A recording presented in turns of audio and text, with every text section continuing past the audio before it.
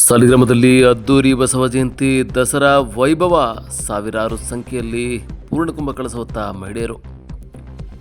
ಹೌದು, ಅಖಿಲ ಭಾರತ ವೀರಶೈವ ಲಿಂಗಾಯತ ಮಹಾಸಭಾ ವೀರಶೈವ ಲಿಂಗಾಯತ ಸಂಘಟನೆಗಳ ಒಕ್ಕೂಟ ಕೆಆರ್ ನಗರ ಮತ್ತು ಸಾಲಿಗ್ರಾಮ ತಾಲೂಕಿನ ವತಿಯಿಂದ ಬಸವ ಜಯಂತಿ ಕಾರ್ಯಕ್ರಮವನ್ನು ಬಹಳ ಅದ್ದೂರಿಯಾಗಿ ಮಾಡಲಾಯಿತು. ಮೊದಲಿಗೆ ಪಟ್ಟಣದ ಶ್ರೀ ಯೋಗನರಸಿಂಹಸ್ವಾಮಿ ದೇವಾಲಯದ ಸನ್ನಿಧಿಯಲ್ಲಿ ವಿಶೇಷ ಪೂಜೆ ಸಲ್ಲಿಸಿ ಬಳಿಕ ಸಾವಿರಾರು ಮಹಿಳೆಯರು ಪೂರ್ಣಕುಂಭ ಕಳಸ ಹೊತ್ತು ಮೆರವಣಿಗೆಯತ್ತ ಸಾಗಿದರು. ದಸರಾ ಮಾದರಿಯಲ್ಲಿ 10ಕ್ಕೂ ಅಧಿಕ ಸಾಂಸ್ಕೃತಿಕ ಕಲಾತಂಡಗಳು ಮೆರವಣಿಗೆಯಲ್ಲಿ ಪಾಲ್ಗೊಂಡು ಮೆರುಗು ತಂದವು. ಬಸವೇಶ್ವರರ ಪ್ರತಿಮೆಯನ್ನು ಬೆಳ್ಳಿ ರಥದೊಂದಿಗೆ ಮೆರವಣಿಗೆ ಮಾಡುತ್ತಾ ಮಹಾವೀರ ರಸ್ತೆಯಲ್ಲಿ ಕೇಸರಿ ಬಾವುಟದೊಂದಿಗೆ ವೇದಿಕೆಯತ್ತ ಸಾಗಿದರು. ವೇದಿಕೆ ಕಾರ್ಯಕ್ರಮವನ್ನು ಅರಣ್ಯ ಖಾತೆ ಸಚಿವ ಈಶ್ವರ್ ಖಂಡ್ರೆ ಮತ್ತು ಅನೇಕ ಗಣ್ಯರು ಸ್ವಾಮೀಜಿಗಳು ಉದ್ಘಾಟನೆ ಮಾಡಿ ಮಾತನಾಡಿದರು. ವಿವಿಧ ಕ್ಷೇತ್ರದಲ್ಲಿ ಸಾಧನೆ ಮಾಡಿದ ಸಾಧಕರಿಗೆ ಸನ್ಮಾನ, ಪ್ರತಿಭಾವಂತ ವಿದ್ಯಾರ್ಥಿಗಳಿಗೆ ಪ್ರತಿಭಾ ಪುರಸ್ಕಾರ ನೀಡಲಾಯಿತು.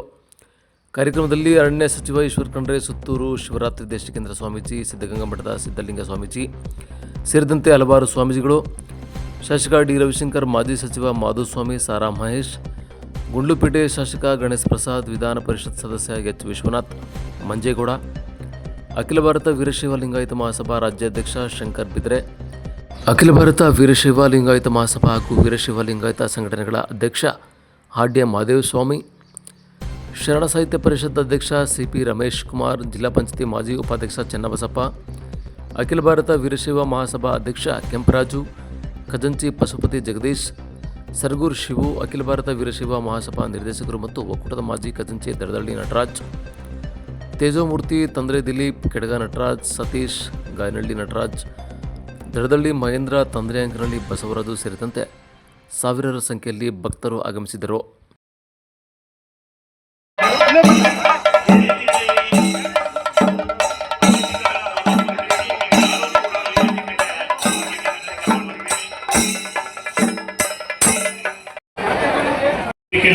ಎಲ್ಲರೂ ಕೂಡ ಬಸವ ಪುತ್ಥಳಿ ಬಸವಣ್ಣನವರ ಫೋಟೋ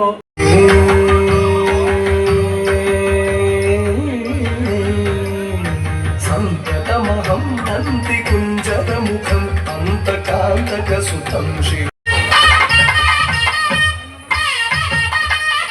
ಮಹನೀಯ ಗುಣ ಸಮಾಧಿ ಸುಖ ವರದ ಅನುಕೂಲಂ ಸೇವಿತ ಸುರೇಂದ್ರ ಸಮಾಧಿ ಸುಖ ವರದ ಅನುಕೂಲಂ ಭಕ್ತ ಪರಿಪಾಲಂ ಭಯಂಕರ ವಿಷಂ ಮಾತಂಗ ಕುಲಧಾನಂ ಶ್ರೀ ಆರೋಗ್ಯ ಸುಖ ಸಂಪದ ಶತ್ರು ಬುದ್ಧಿ ವಿನಾಶಾಯ ದೀಪ ಜ್ಯೋತಿ ನಮೋಸ್ತುತೆ. ಸರ್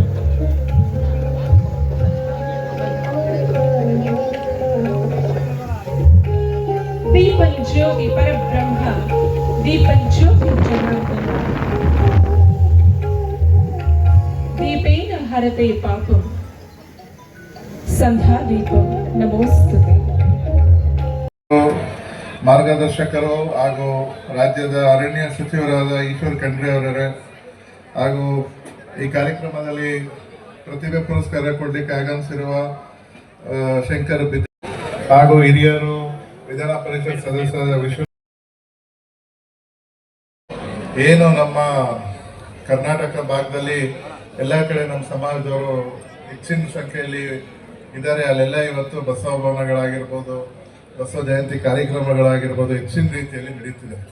ಅದಕ್ಕೆ ಭವಿಷ್ಯ ಎಲ್ಲರ ನಮ್ಮ ಏನು ಇವತ್ತು ನಮ್ಮ ಸಮಾಜದ ಎಲ್ಲ ಸ್ವಾಮೀಜಿಗಳ ಒಂದು ಆಶೀರ್ವಾದ, ಅವರ ಮಾರ್ಗದರ್ಶನ ಇದೆ ಅಂದರೆ ತಪ್ಪಾಗಲಾರ್ದು. ಯಾಕಂದರೆ ಇವತ್ತು ಸಿದ್ಧಗಂಗಾ ಮಠ ಇರ್ಬೋದು, ಸುತ್ತೂರು ಮಠ ಇರ್ಬೋದು, ಕೊಟ್ಟಂತ ಸಮಾಜ ಸೇವೆ. ಯತಿರಾಜ್ ಕಮ್ಮೇನಹಳ್ಳಿಯವರು ಅದನ್ನ ಅನುಸರಿಸುವ, ಆಸ್ವಾದಿಸುವ ಕ್ಷಣ ಕೂಡ ಇದಾಗಿದೆ. ಈ ವಿಶೇಷ ಕಾರ್ಯಕ್ರಮದ ಆಯೋಜಕರಿಗೆ ನಮ್ಮೆಲ್ಲರ ಚಪ್ಪಾಳೆಯ. ಇವತ್ತು ನಮ್ಮ ಒಂದು ಕ್ಷೇತ್ರದ ಸಾಲಿಗ್ರಾಮ ತಾಲೂಕಿನಲ್ಲಿ ಬಹಳ ಅಚ್ಚುಕಟ್ಟಾದಂಥ ರೀತಿಯಲ್ಲಿ ಬೆಳಗ್ಗೆ 9:30ರಿಂದ ಈ ಒಂದು ಬಸವ ಜಯಂತಿಯ ಪ್ರಯುಕ್ತವಾಗಿ ಮೆರವಣಿಗೆಯ ಪ್ರಾರಂಭ ಆಗಿ ಅಲ್ಲಿ ಸಾಕಷ್ಟು ಜನರ ಒಂದು ಏನು ಕೆಲಸವನ್ನು ಎತ್ಕೊಂಡಿರ್ತಕ್ಕಂಥದ್ದು ಇರ್ಬೋದು, ವಿವಿಧ ಕಲಾ ತಂಡಗಳಿರ್ಬೋದು, ಎಲ್ಲರೂ ಕೂಡ ಒಂದು ಜಾತ್ರೆಯ ರೂಪದಲ್ಲಿ ಇವತ್ತು ಅತ್ಯಂತ ವಿಜೃಂಭಣೆಯಿಂದ ಬಸವ ಜಯಂತಿಯನ್ನ ಆಚರಣೆ ಮಾಡ್ತಾ ಇದ್ದೀವಿ. ಮೊದಲಿಗೆ ನಾನು ಈ ಸಂದರ್ಭದಲ್ಲಿ ಈ ಒಂದು ಬಸವ ಜಯಂತಿಯ ಆಚರಣೆ ಮಾಡುವಂತ ಏನು ಸಮಿತಿಯ ರಚನೆ ಮಾಡಿದ್ದೀರಾ ಆ ರಚನೆ ಮಾಡಿ ಜವಾಬ್ದಾರಿಗಳನ್ನ ಹೊತ್ಕೊಂಡು ಇವತ್ತು ಬಹಳ ಅಚ್ಚುಕಟ್ಟಾದ ರೀತಿಯಲ್ಲಿ ಈ ಕಾರ್ಯಕ್ರಮವನ್ನ ಆಯೋಜನೆ ಮಾಡಿರ್ತಕ್ಕಂಥ ಯಾರೆಲ್ಲ ಈ ಒಂದು ಶ್ರಮವನ್ನು ಹಾಕಿ ಈ ಒಂದು ಕಾರ್ಯಕ್ರಮವನ್ನು ಇಷ್ಟು ಅಚ್ಚುಕಟ್ಟಾಗಿ ಮಾಡಿದ್ದಾರೆ ಅವ್ರಿಗೆ ಮೊಟ್ಟ ಮೊದಲಾಗಿ ನಾನು ಅತ್ಯಂತ ಗೌರವಪೂರ್ವಕವಾಗಿ ಈ ಒಂದು ಸಭೆಯ ಮೂಲಕವಾಗಿ ನಿಮ್ಮೆಲ್ಲರ ಪರವಾಗಿ ನಾನು ಅತ್ಯಂತ ಗೌರವಪೂರ್ವಕವಾಗಿ ಅವರಿಗೆ ಧನ್ಯವಾದಗಳನ್ನ ಮತ್ತು ಅಭಿನಂದನೆಗಳನ್ನ ನಾನು ಈ ಸಂದರ್ಭದಲ್ಲಿ ಸಲ್ಲಿಸಲಿಕ್ಕೆ ಬಯಸ್ತಾ ಇದ್ದೀವಿ. ಇವತ್ತು ಬಸವ ಜಯಂತಿಯ ಆಚರಣೆಯನ್ನ ನಾವು ಮಾಡ್ತಾ ಇದ್ದೀವಿ. ಇವತ್ತು ಬಸವ ಜಯಂತಿಯನ್ನ ಆಚರಣೆ ಮಾಡುವಂತ ಸಂದರ್ಭದಲ್ಲಿ ಈಗಾಗಲೇ ಹಲವಾರು ಮಾನ್ಯರು ಮಾತನಾಡಿದ್ದಾರೆ. ಅವರೆಲ್ಲರ ಉದ್ದೇಶ ಒಂದೇ, ಇವತ್ತು ಬಸವ ಜಯಂತಿಯನ್ನು ಆಚರಣೆ ಮಾಡೋದ್ರ ಜೊತೆಗೆ ಅವರು ನಮಗೆ ಏನು ಸಂದೇಶಗಳನ್ನು ಕೊಟ್ಟಿದ್ದಾರೆ, ಆದರ್ಶಗಳನ್ನು ಕೊಟ್ಟಿದ್ದಾರೆ. ಎಲ್ಲ ರೀತಿಯಾಗಿ ನಮ್ಮ ಬದುಕಿನಲ್ಲಿ ನಾವು ಅದನ್ನ ಕಿಂಚಿತ್ತಾದರೂ ಕೂಡ ಅಳವಡಿಸಿಕೊಂಡಂತ ಸಂದರ್ಭದಲ್ಲಿ ನಿಜಕ್ಕೂ ಕೂಡ ಇಂಥ ಒಂದು ಮಾನವೀಯರ ಜಯಂತಿಗೆ ಅರ್ಥ ಬರುತ್ತೆ ಅಂತಕ್ಕಂಥ ಮಾತನ್ನ ಕೂಡ ಈ ಸಂದರ್ಭದಲ್ಲಿ ಹೇಳಿರ್ತಕ್ಕಂಥದ್ದು. ಅದೇ ರೀತಿಯಲ್ಲಿ ನಾನು ಕೂಡ ಅದನ್ನೇ ತಮಗೆ ಹೇಳ್ತಾ ಇರ್ತಕ್ಕಂಥದ್ದು. ನಮ್ಮ ಜೀವನದಲ್ಲಿ ನಾವು ಬಸವ ಜಯಂತಿಯ ಆಚರಣೆ ಮಾಡೋದ್ರ ಜೊತೆಗೆ ಬಸವಣ್ಣನವರ ತತ್ವಗಳನ್ನ, ಆದರ್ಶಗಳನ್ನ, ಏನು ಅವರು ಸಂದೇಶಗಳನ್ನು ಕೊಟ್ಟಿದ್ದಾರೆ ಅದನ್ನ ನಮ್ಮ ಜೀವನದಲ್ಲಿ ಅಳವಡಿಸಿಕೊಂಡಂತ ಸಂದರ್ಭದಲ್ಲಿ ನಮ್ಮ ಬದುಕು ಉತ್ತಮವಾಗಿರುತ್ತೆ ಅಂತಕ್ಕಂಥ ಮಾತನ್ನು ಕೂಡ ಈ ಸಂದರ್ಭದಲ್ಲಿ ಹೇಳೋದಕ್ಕೆ ಇಷ್ಟಪಡ್ತಾ ಇದ್ದೇನೆ. ಅದೇ ರೀತಿಯಲ್ಲಿ ಇವತ್ತು ಬಸವಣ್ಣನವರ ಕನಸೇ ಆಗಿತ್ತು ಅಂತ ಹೇಳಿದ್ರೆ ಅವರು ಸಮಾಜವನ್ನ ನಿರ್ಮಾಣ ಮಾಡುವಂತ ಕನಸಿತ್ತು. ಅವರು ಪವಾಡ ಪುರುಷರಾಗಿದ್ರು ಅಂತಕ್ಕಂಥದಕ್ಕೆ ಒಂದು ಸಣ್ಣ ಕಥೆಯನ್ನ ಹೇಳಲಿಕ್ಕೆ ನಾನು ಬಯಸ್ತೇನೆ. ಇವತ್ತು ಬಸವಣ್ಣನವರು ಅವರ ಮಡದಿಯ ಜೊತೆಯಲ್ಲಿ ಹೋಗುವಂತ ಸಂದರ್ಭದಲ್ಲಿ ಏನೋ ಅಲ್ಲಿ ಒಬ್ರು ದಂಪತಿಗಳು ಬರ್ತಾ ಇದ್ದಾರೆ. ಆ ದಂಪತಿಗಳು ಅವರನ್ನ ನೋಡಿದ ಸಂದರ್ಭದಲ್ಲಿ ಕೈ ಮುಗಿದು ಅವರಿಗೆ ನಮಸ್ಕಾರವನ್ನ ಮಾಡುವಂತ ಭಕ್ತಿಯಾಗಿ ನಮಸ್ಕಾರಗಳನ್ನ ಮಾಡುವಂತ ನಿಟ್ಟಿನಲ್ಲಿ ನೋಡೋದಾಗುತ್ತೆ. ನೋಡುವಂತ ಸಂದರ್ಭದಲ್ಲಿ ಯಾರು ಬರ್ತಾ ಇದ್ದಲ್ಲ ಅವರ ಶ್ರೀಮತಿಯವರು ಅವರ ಬಸವಣ್ಣನವರ ಹೆಂಡತಿ ಏನು ಇದ್ರೋ ಅವರ ಕಿವಿಯಲ್ಲಿ ಓಲೆಯನ್ನು ಧರಿಸಿರ್ತಾರೆ. ಆ ಓಲೆ ಮೇಲೆ ಅವರ ದೃಷ್ಟಿ ಹೋಗುತ್ತೆ. ಆ ದೃಷ್ಟಿ ಹೋದಂತ ಸಂದರ್ಭದಲ್ಲಿ ಆ ತರ ನಾನು ಕೂಡ ಓಲೆಯನ್ನ ಹಾಕ್ಸ್ಕೊಳ್ಬೇಕು, ನನಗೆ ಆ ಓಲೆ ಬೇಕು ಅಂತಕ್ಕಂಥ ನಿಟ್ಟಿನಲ್ಲಿ ಒಂದು ಮನಸ್ಸಿನಲ್ಲಿ ಆಸೆ ಹುಟ್ಟುತ್ತೆ. ಅದೇ ರೀತಿಯಲ್ಲಿ ಅವ್ರ ಮನೆಗೆ ಹೋಗಿ ಮನೆಯಲ್ಲಿ ಅವರ ಗಂಡ ಇದರ ಸಂದರ್ಭದಲ್ಲಿ ಅವ್ರ ಗಂಡ ಏನಾಗಿರ್ತಾನೆ ಅಂತ ಹೇಳಿದ್ರೆ ಸಮಾಜದಲ್ಲಿ ಒಬ್ಬ ಕಳ್ಳನಾಗಿರ್ತಕ್ಕಂಥ ವ್ಯಕ್ತಿ. ಅವನು ಆ ಕಳ್ಳನಿಗೆ ನನಗೆ ಆ ಓಲೆ ಬೇಕೇ ಬೇಕು ಅಂತಕ್ಕಂಥ ನಿಟ್ಟಿನಲ್ಲಿ ಹೇಳ್ತಾರೆ. ಆ ಮನೆಗೆ ಹೋಗುವಂತ ನಿಟ್ಟಿನಲ್ಲಿ ಅವ್ರಿಗೆ ಏನು ಮನೆಗೆ ಹೋದಂಥವ್ರಿಗೆ ಎಲ್ಲರಿಗೂ ಕೂಡ ಹಣೆಯಲ್ಲಿ ವಿಭೂತಿಯನ್ನ ಧರಿಸಿರ್ಬೇಕು, ಜೊತೆಗೆ ಕತ್ತಲ್ಲಿ ಕರಡಿಗೆಯನ್ನ ಧರಿಸುವಂತ ನಿಟ್ಟಿನಲ್ಲಿ ಅದು ಹೋದಂತ ಸಂದರ್ಭದಲ್ಲಿ ಮನೆಗೆ ಸೇರಿಸೋದು. ಆ ನಿಟ್ಟಿನಲ್ಲಿ ಅವರ ಒಬ್ಬ ಕಳ್ಳನಿಗೆ ಎಲ್ಲಿ ಕರಡಿಗೆ ಇರುತ್ತೆ, ಅವ್ರ ಕರಡಿಗೆ ಇರೋದಿಲ್ಲ. ಅಲ್ಲಿರ್ತಕ್ಕಂಥ ಒಂದು ಕಲ್ಲನ್ನು ತೆಗೆದುಕೊಳ್ತಾರೆ. ಆ ಕಲ್ಲನ್ನ ಕೆಂಪು ಬಟ್ಟೆಯಲ್ಲಿ ಸುತ್ತಕೊಂಡು ಅದನ್ನ ಕುತ್ತಿಗೆ ಹಾಕೊಂಡು ಹಣೆಗೆ ವಿಭೂತಿಯನ್ನು ಧರಿಸಿ ಅವ್ರ ಮನೆಗೆ ಹೋಗ್ತಾರೆ. ಅವ್ರ ಮನೆಯಲ್ಲಿ ಪ್ರಸಾದವನ್ನು ಸೇವಿಸಿ ಏನು ತರದ ರಾತ್ರಿ ಆಗುತ್ತೆ, ಮಲಗ್ತಾರೆ. ಮಧ್ಯರಾತ್ರಿಯಲ್ಲಿ 12 ಗಂಟೆ ಮಲದ ಮೇಲೆ ಎಲ್ಲರೂ ಕೂಡ ನಿದ್ರಾ ಸ್ಥಿತಿಯಲ್ಲಿ ಇರುವಂತ ಸಂದರ್ಭದಲ್ಲಿ ಅವರ ಮಡದಿಯ ಕಿವಿಯಲ್ಲಿ ಓಲೆಯನ್ನು ಬಿಚ್ಕೊಳ್ಳುವಂತ ಸಂದರ್ಭದಲ್ಲಿ ಆ ಮಾಂಗಲ್ಯದ ಸರದ ಮೇಲೆ ಆ ಕಳ್ಳನ ಕಣ್ಣು ಬೀಳುತ್ತೆ. ಆ ಮಾಂಗಲ್ಯದ ಸರಕ್ಕೆ ಕೈ ಹಾಕ್ತಂತ ಸಂದರ್ಭದಲ್ಲಿ ಅವ್ರಿಗೆ ಹೆಚ್ಚಾಗಿ ಕಳ್ಳ ಅಂತೇಳಿ ಕೂಗ್ತಾರೆ. ಆ ಕೂಗುವಂತ ಸಂದರ್ಭದಲ್ಲಿ ಬಸವಣ್ಣನವರು ಎದ್ದೇಳ್ತಾರೆ. ಎದ್ದು ನೋಡಿದಾಗ ಇವರು ಕಳ್ಳ ಅಂತಿದ್ರೆ ಎಲ್ಲಿ ಕಳ್ಳ ಅಂತೇಳಿ ಕೇಳುವಂತ ಸ್ಥಿತಿಲಿ ಬಸವಣ್ಣನವರು ಇರ್ತಾರೆ. ಯಾಕೆ ಹೇಳಿದ್ರೆ ಬಸವಣ್ಣನವರ ಕಣ್ಣಿಗೆ ಅವರು ಧರಿಸಿದಂತ ವಿಭೂತಿ ಕಾಣುತ್ತೆ, ಅವರ ಕತ್ತಲಿರ್ತಕ್ಕಂಥ ಕರಡಿಗೆ ಕಾಣುತ್ತೆ. ಅವರು ಯಾರೆಲ್ಲ ಧರಿಸಿರ್ತಕ್ಕಂಥವ್ರು ಕರಡಿಗೆಯನ್ನ ಧರಿಸಿರ್ತಾರೆ, ಜೊತೆಗೆ ಹಣೆಯಲ್ಲಿ ವಿಭೂತಿ ಇರುತ್ತೆ, ಅವರ ಕುಲದೇವ ಕೂಡಲ ಸಂಗಮ ದೇವನೇ ಅಂತ ಹೇಳಿ ಅವರು ಮನಸ್ಸಲ್ಲಿ ಭಾವನೆ ಮೂಡುತ್ತೆ. ಆ ನಿಟ್ಟಿನಲ್ಲಿ ನಾನು ನಿಜವಾಗ್ಲೂ ಕೂಡ ಕಳ್ತನ ಮಾಡಲಿಕ್ಕೆ ಬಂದಿದ್ದೇನೆ, ನಾನು ವಿಭೂತಿಯನ್ನು ಧರಿಸಿಕೊಂಡು ಇಲ್ಲಿರ್ತಕ್ಕಂಥ ಕಲ್ಲನ್ನ ನನ್ನ ಕುತ್ತಿಗೆಗೆ ಧರಿಸಿ ಬಂದಿದ್ದೇನೆ ಅಂತಕ್ಕಂಥದ್ನ ವಾದವನ್ನ ಮಾಡುವಂತ ಸಂದರ್ಭದಲ್ಲಿ ಆ ಬಸವಣ್ಣನವರು ಅವಾಗ ಹೇಳ್ತಾರೆ, ನೀನು ಧರಿಸಿರ್ತಕ್ಕಂಥದ್ದು ಕಲ್ಲಲ್ಲ ಲಿಂಗ ಅಂತ ಹೇಳಿದಂತ ಸಂದರ್ಭದಲ್ಲಿ ಇಲ್ಲ ಸ್ವಾಮಿ, ನಾನು ಕಳ್ಳನಾಗಿ ಬಂದಿದ್ದೇನೆ, ಕಲ್ಲನ್ನ ಧರಿಸ್ಕೊಂಡು ಬಂದಿದ್ದೇನೆ ಅಂತಕ್ಕಂಥ ನಿಟ್ಟಲ್ಲಿ ಹೇಳಿದಂತ ಸಂದರ್ಭದಲ್ಲಿ ಇಲ್ಲ ಕಲ್ಲು ಅಂತೇಳಿ ವಾದವನ್ನ ಮಾಡ್ತಾ ಇರ್ತಕ್ಕಂಥ ಸಂದರ್ಭದಲ್ಲಿ ಅದನ್ನ ಬಿಟ್ಟು ನೋಡಿದಂತ ಸಂದರ್ಭದಲ್ಲಿ ಅದು ಕಲ್ಲಾಗಿರೋದಿಲ್ಲ, ಅದು ಲಿಂಗವಾಗಿರುತ್ತೆ ಅಂತ ಮಹಾಪವಾಡ ದೇವರೇ ಬಂದಿದ್ದಾನೆ ಅಂತಕ್ಕಂಥ ರೂಪವನ್ನ ಅರ್ಥನೆ ಆಗುತ್ತೆ. ಆ ತರ ಮನಸ್ಥಿತಿಯಲ್ಲಿ ಇದ್ದಂಥವರು ನಮ್ಮ ಬಸವಣ್ಣನವರ ತತ್ವಗಳು, ಆದರ್ಶಗಳು ಹೇಗಿತ್ತು ಅಂತ ಹೇಳಿದ್ರೆ ಇವತ್ತು ಕೂಡ ನಮ್ಮ ಸಮಾಜದಲ್ಲಿ ಅದನ್ನ ನಾವು ಪ್ರತಿದಿನವೂ ಕೂಡ ಅಳವಡಿಸ್ಕೊಳ್ಳುವಂತ ಸಂದೇಶಗಳನ್ನ ಕೊಟ್ಟಿರ್ತಕ್ಕಂಥದ್ದು. ಇವತ್ತು ಅವರ ಅನುಭವ ಮಂಟಪ ಇರ್ಬೋದು, ಅನುಭವ ಮಂಟಪದಲ್ಲಿ ಅವರು ಯಾರೆಲ್ಲ ಶೋಷಿತ ವರ್ಗದ ಕಟ್ಟಕಡೆಯ ವ್ಯಕ್ತಿಯೂ ಕೂಡ ಅವಕಾಶವನ್ನ ಕೊಟ್ಟಿರ್ತಕ್ಕಂಥದ್ದು.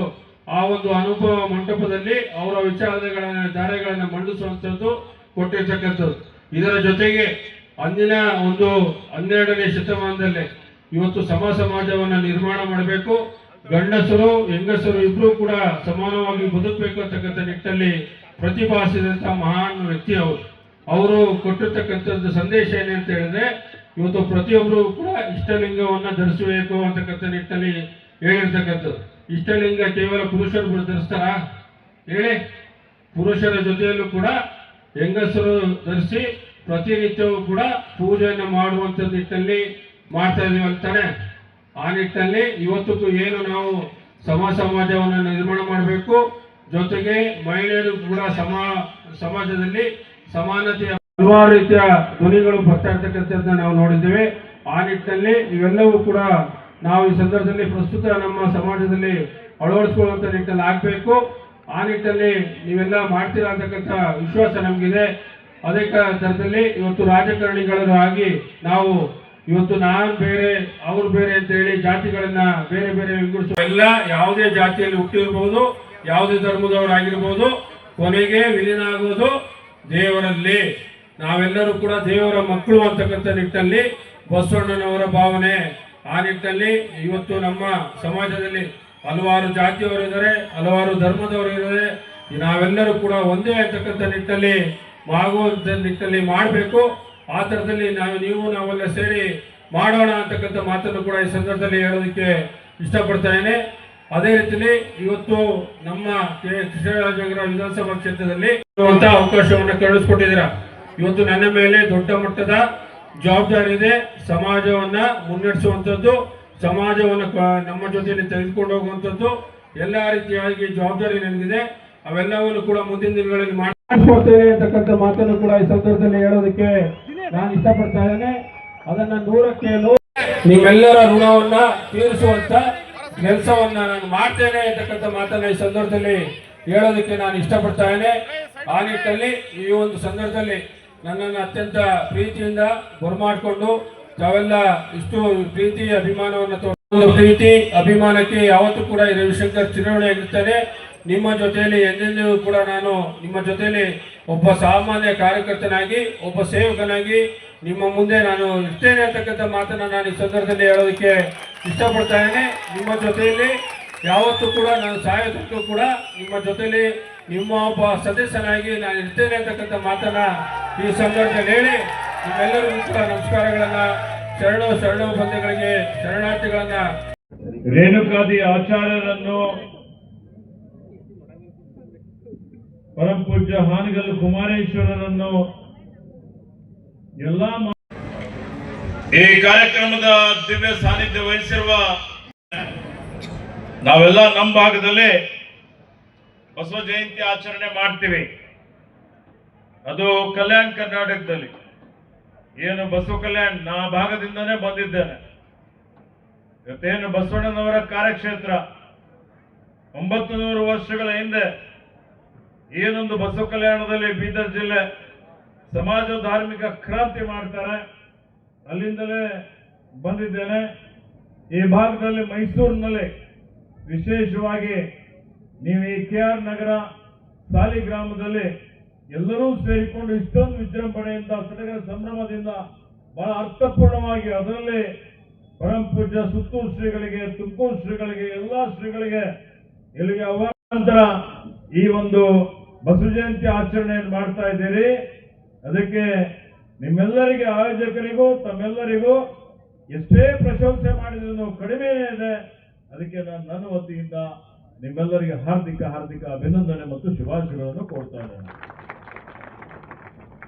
ಉದ್ದೇಶ ಏನಿದೆ, ನಾವು ಆಚರಣೆ ಮಾಡೋದ್ರಿಂದ ಅವರಿಗೆ ದೊಡ್ಡವರನ್ನ ಮಾಡ್ತೀವಿ ಅಂತ ಅಲ್ಲ, ಉದ್ದೇಶ ಏನಿದೆಯಪ್ಪ ಅಂತೇಳಿ ಹೇಳಿ ಅವ್ರ ಕಾರ್ಯಕಾಲದಲ್ಲಿ ಅವ್ರು ಏನ್ ನಮಗೆ ತತ್ವಾದರ್ಶಗಳನ್ನು ಕೊಟ್ಟಿದ್ದಾರೆ, ಯಾವ ವಿಚಾರಗಳನ್ನು ಅವ್ರು ಬಿಟ್ಟು ಹೋಗಿದ್ದಾರೆ, ಯಾವುದಕ್ಕಾಗಿ ಜೀವನ ಪರ್ಯಂತ ಸಮರ್ಪಣೆ ಮಾಡಿಕೊಂಡು ಅವರು ಸಮಾಜವನ್ನು ಸುಧಾರಣೆ ಮಾಡಲಿಕ್ಕೆ ಪ್ರಯತ್ನ ಮಾಡಿದ್ದಾರೆ, ಅವೆಲ್ಲ ವಿಚಾರಗಳು ಸ್ವಲ್ಪ ಆದ್ರೂ ಎಲ್ಲವನ್ನು ಅಳವಡಿಸ್ಕೊಳ್ಳಿಕ್ಕೆ ಸಾಧ್ಯ ಇಲ್ಲ. ಸ್ವಲ್ಪ ಆದ್ರೂ ಅದನ್ನು ಅಳವಡಿಸಿಕೊಂಡು ನಾವು ವೈಯಕ್ತಿಕ ಜೀವನದಲ್ಲಿ ಆಚರಣೆ ತರಲಿಕ್ಕೆ ಪ್ರಯತ್ನ ಮಾಡಬೇಕು ಅಂತ ಹೇಳಿ ನಾವು ಮಹಾಪುರುಷರ ಜಯಂತ್ಯೋತ್ಸವ ಆಚರಣೆ ಮಾಡ್ತೀವಿ. ವಿಶ್ವಗುರು ಬಸವಣ್ಣನವರು ಇವತ್ತು ನಾವೆಲ್ಲ ನೋಡಿದ್ರೆ ನಮ್ಮೆಲ್ಲರ ಅಹೋಭಾಗ್ಯ ಅಂತ ಹೇಳ್ಬೋದು. ಅಂತ ಒಂದು ವ್ಯಕ್ತಿ ಹುಟ್ಟುವಂಥದ್ದೇ ಬಹಳ ದುರ್ಲಭ. ಅಂದಿನ ದಿನಮಾನಗಳಲ್ಲಿ ಎಲ್ಲಿ ಯಾವತ್ತು 900 ವರ್ಷಗಳ ಹಿಂದೆ ಇವತ್ತು ಒಂದು ಕಡೆ ಅಂಧಕಾರ ಇತ್ತು, ಅಸ್ಪೃಶ್ಯತೆ ಇತ್ತು, ದಾರಿದ್ರ್ಯ ಇತ್ತು, ಜಾತೀಯತೆ ಇತ್ತು, ಮತಾಂಧತೆ ಇತ್ತು, ಎಲ್ಲೂ ಸಮಾನತೆ ಇರಲಿಲ್ಲ, ಜನರಿಗೆ ಜನರ ತರ ತಿಳ್ಕೊಳ್ತಾ ಇರಲಿಲ್ಲ. ಅಂತ ಸಮಯದಲ್ಲಿ ಇವತ್ತು ಬಸವಣ್ಣನವರು ಏನೊಂದು ಕ್ರಾಂತಿ ಮಾಡ್ತಾರೆ, ಕಲ್ಯಾಣ ಕ್ರಾಂತಿ ಅಂತ ಹೇಳ್ತೀವಿ.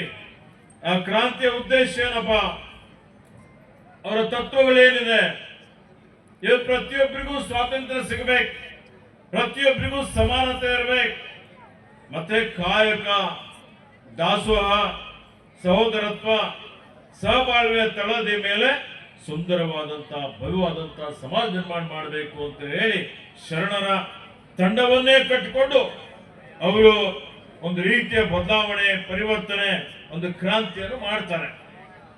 ಇವತ್ತು ನೋಡಿ, ಇಡೀ ಜಗತ್ತಿಗೆ ಸಾಮಾಜಿಕ ನ್ಯಾಯ ಕೊಟ್ಟಂತವ್ರು ಯಾರಾದ್ರೂ ಇದ್ರೆ ಅದು ಬಸವಾದಿ ಶರಣರು ಅಂತ ಹೇಳ್ಬೋದು. ಅದಕ್ಕೆ ಇವತ್ತು ನೋಡಿ, ಗುರುಗಳಿರ್ಬೋದು, ವಿರಕ್ತರಿರ್ಬೋದು, ಮಾನವ ಧರ್ಮಕ್ಕೆ ಜಯವಾಗಲಿ, ಧರ್ಮದಿಂದಲೇ ವಿಶ್ವಕ್ಕೆ ಶಾಂತಿ ಅಂತ ಹೇಳ್ತೀವಿ.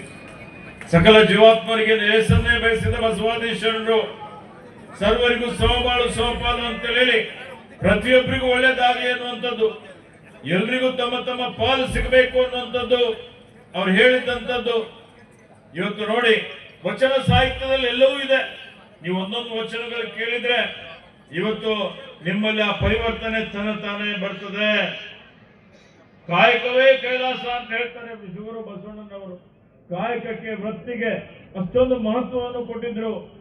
ಇವತ್ತು ಅವರು ಹೇಳಿದಂಥದ್ದು ಎಲ್ಲ ವಿಚಾರಗಳು ಇವತ್ತು ನೋಡಿ, ಅವರು ಮೌಢ್ಯತೆ ವಿರುದ್ಧ ಹೋರಾಟ ಮಾಡ್ತಾರೆ, ಅವರು ಕಂದಾಚಾರದ ವಿರುದ್ಧ ಹೋರಾಟ ಮಾಡ್ತಾರೆ, ಅಸ್ಪೃಶ್ಯತೆ ವಿರುದ್ಧ ಹೋರಾಟ ಮಾಡ್ತಾರೆ.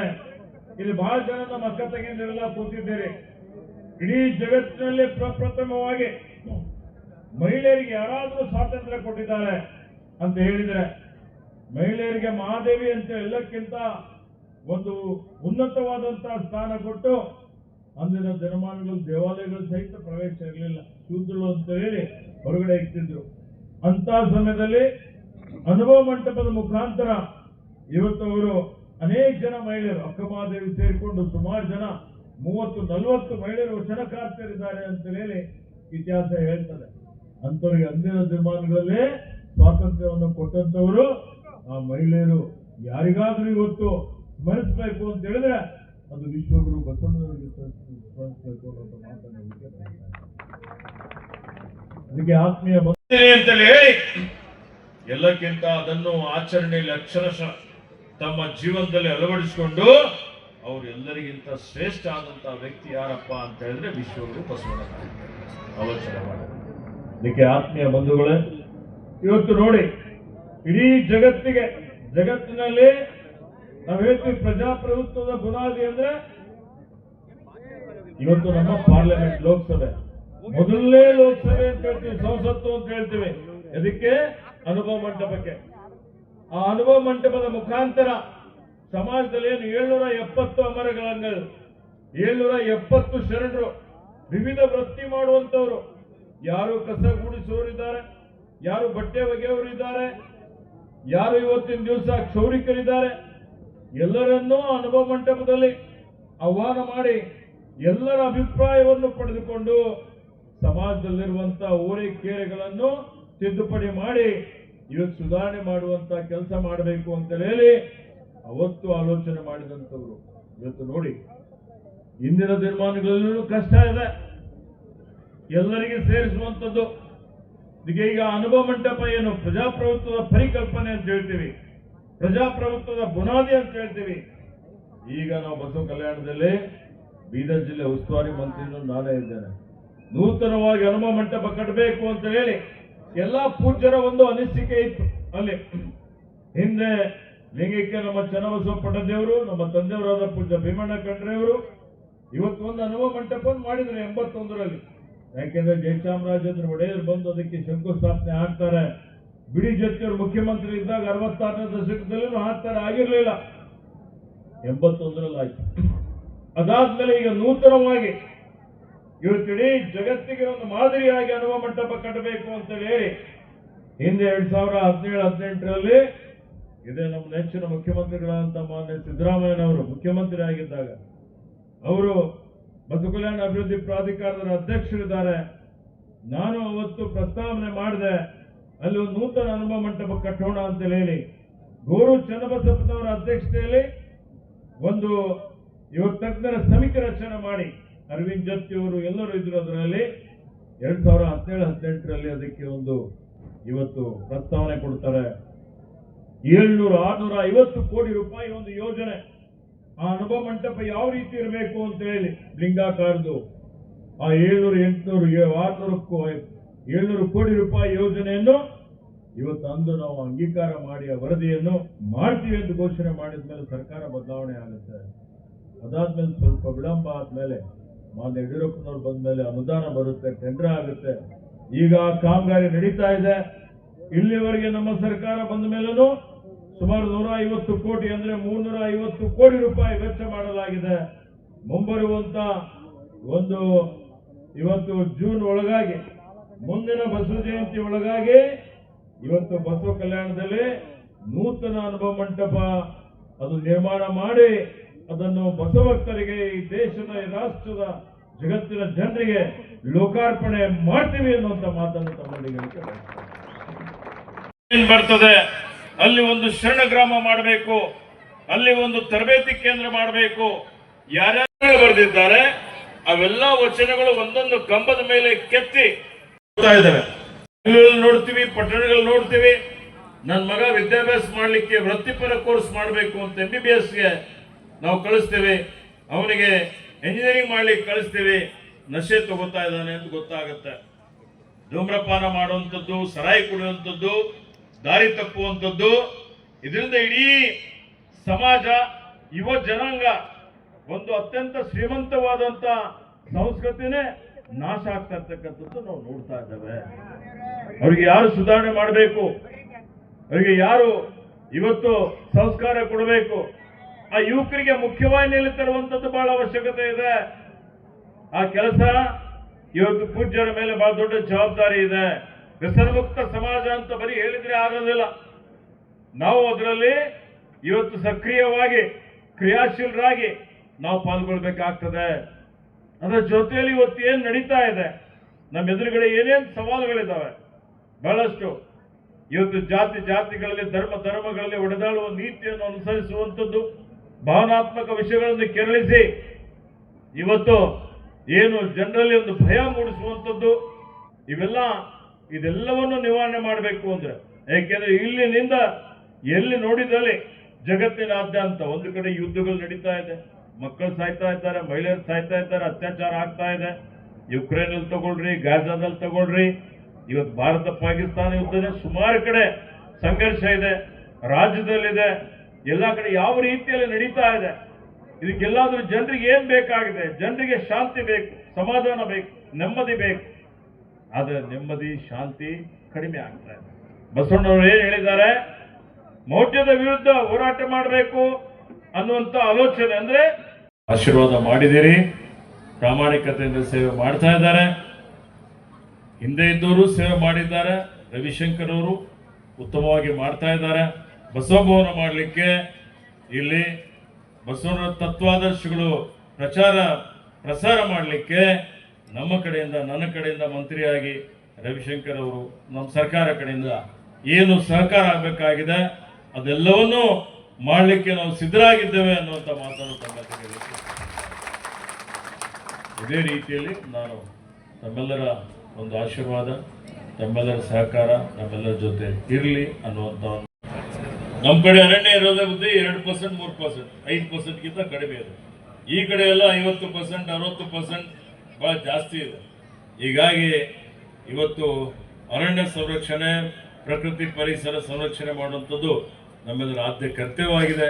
ಅದಕ್ಕೆ ಹೆಚ್ಚಿನ ರೀತಿಯಲ್ಲಿ ತಮ್ಮೆಲ್ಲರ ಬೆಂಬಲ ಇರಲಿ ಅನ್ನುವಂಥ ಮಾತನ್ನು ಇಲ್ಲಿ ಹೇಳುತ್ತಾ, ಅಖಿಲ ಭಾರತ ವೀರಶೈವ ಲಿಂಗಾಯತ ಮಹಾಸಭೆ ಅಧ್ಯಕ್ಷರಾದಂಥ ಮಾನ್ಯ ವಯೋವೃದ್ಧರಾದ ಶಾಮನೂರು ಶಿವಶಂಕರಪ್ಪನವರು ಇವತ್ತು ಅವರೆಲ್ಲೇ ಇದ್ದರೂ ಸಮಾಜದ ಎದುರುಗಡೆ ಸವಾಲುಗಳು ಬಂದಾಗ ಅದನ್ನು ಮೆಟ್ಟಿ ನಿಂತು ಸಮಾಜವನ್ನು ಒಗ್ಗೂಡಿಸಲಿಕ್ಕೆ ಪ್ರಯತ್ನ ಮಾಡ್ತಾ ಇದ್ದಾರೆ. ನಮಗೆಲ್ಲ ಮಾರ್ಗದರ್ಶನ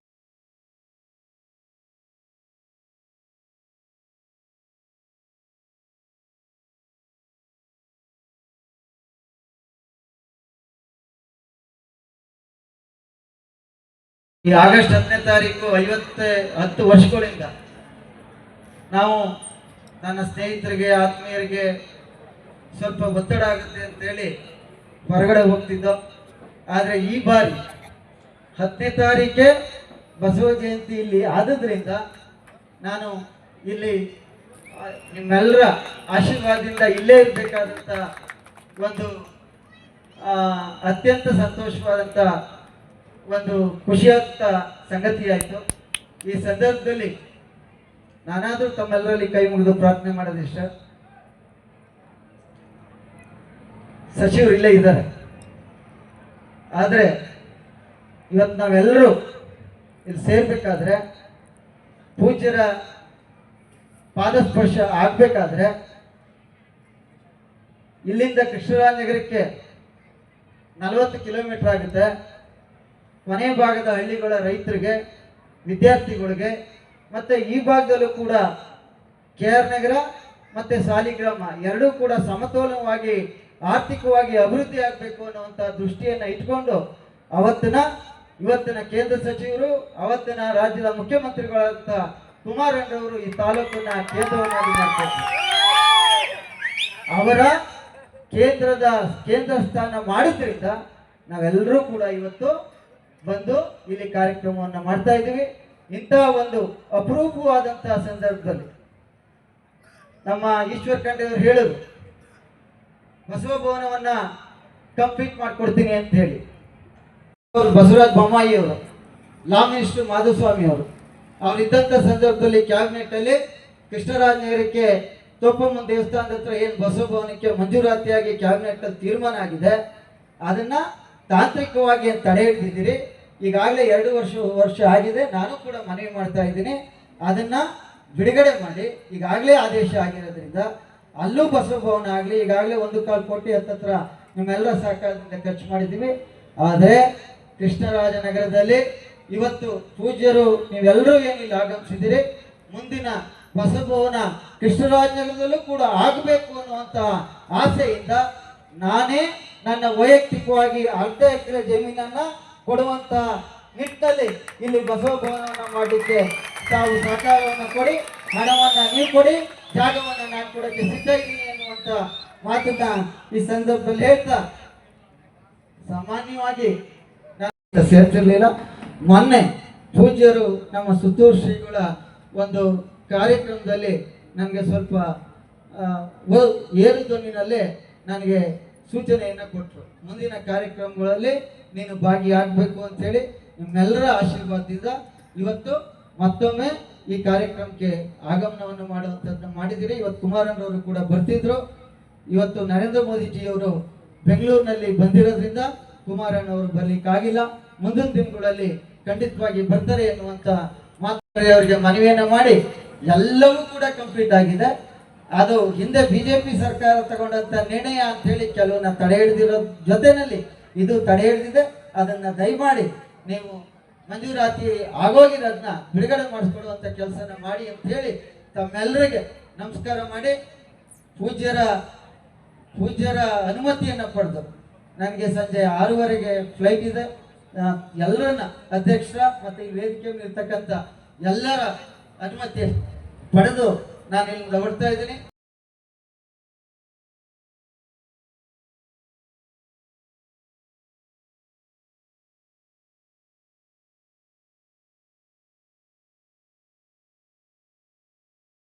ಆಹ್ವಾನಕ್ಕೆ ನಮ್ಮೆಲ್ಲರ ಕೃತಜ್ಞತೆಗಳನ್ನ ಅರ್ಪಿಸೋಣ. ಅವರಿಗೆ ಈ ಸಮಾರಂಭಕ್ಕೆ ಆಗಮಿಸಿದ್ದಕ್ಕಾಗಿ ವಿಶೇಷ ವಂದನೆಗಳನ್ನ, ಗೌರವಗಳನ್ನ, ಜೋರು ನಿಮಗಾಗಿ ಕಾಯ್ತಾ ಇರುತ್ತೆ.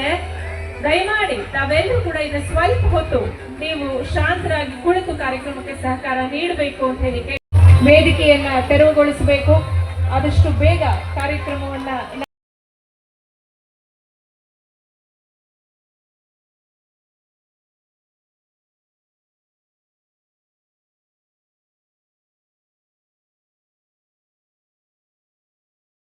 ದೋಷಗಳನ್ನು ಸರಿಪಡಿಸ್ಕೊಂಡು ಹೋಗುವಂತಹ ಒಬ್ಬ ವ್ಯಕ್ತಿ ಇರಬಹುದಾದಂಥ ದುಷ್ಟಗಳನ್ನು ಬಿಡಬಹುದಾದಂತಹ ಒಂದೊಂದೇ ಸನ್ಮಾರ್ಗದ ಮಾರ್ಗವನ್ನು ಪ್ರದರ್ಶಿಸ್ತವೆ.